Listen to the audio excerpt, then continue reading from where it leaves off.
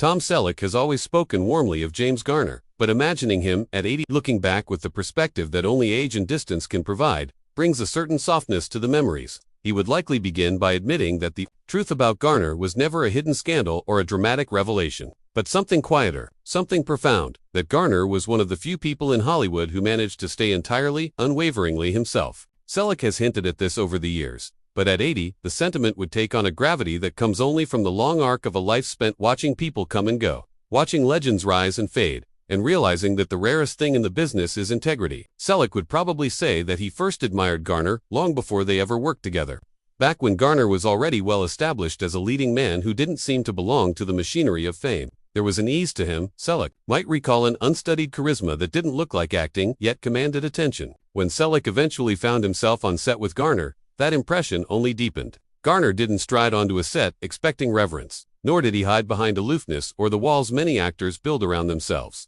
Instead, he showed up prepared, humble, and ready to work in a way that made Selleck feel like he was witnessing an earlier, purer era of Hollywood. At 80, Selleck would surely confess that Garner had been something of a role model, though perhaps not in the formal sense. Garner didn't preach, he didn't tell younger actors what to do. He led by example, sometimes without realizing anyone was watching. He valued honesty, not in a sanctimonious way, but in the quiet consistency of his actions. He treated the crew with the same courtesy he gave the stars.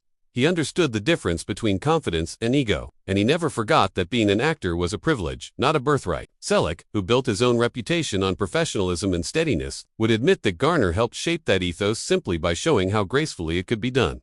If he were to tell the truth now, Selleck might also share the surprising tenderness of Garner's humor. Many people knew Garner for his charm or for the ruggedness he projected in his roles, but Selleck would recall how funny he was without cruelty, without the biting edge so common in the industry. Garner's humor was warmth, disguised as wit, the kind that diffused tension rather than escalated it. Selleck might reflect on moments between takes when Garner would lean in with a line just clever enough to make the entire set breathe easier. That kind of humor, Selleck might say, is its own kind of generosity.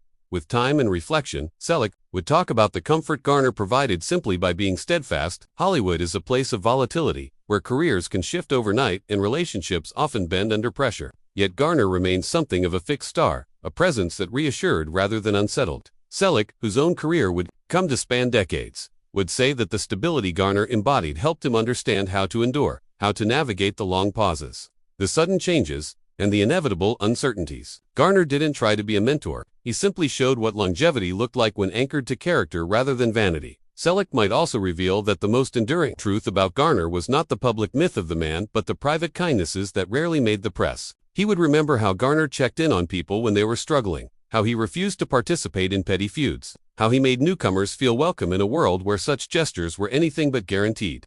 At 80, Selleck would say that these are the things that remain, the small acts that outlast fame, the moments of grace that matter more than accolades. In the end, the truth Selleck would finally share is simple but deeply felt. James Garner was the kind of man who made the people around him better without ever announcing it. Selleck might laugh softly at how anticlimactic that sounds in a world hungry for scandal, but he would insist that it is a rare and beautiful truth. Garner's legacy, as he sees it now, is not just the roles he played but the way he carried himself between them. And for Selleck, that remains the most meaningful revelation of all.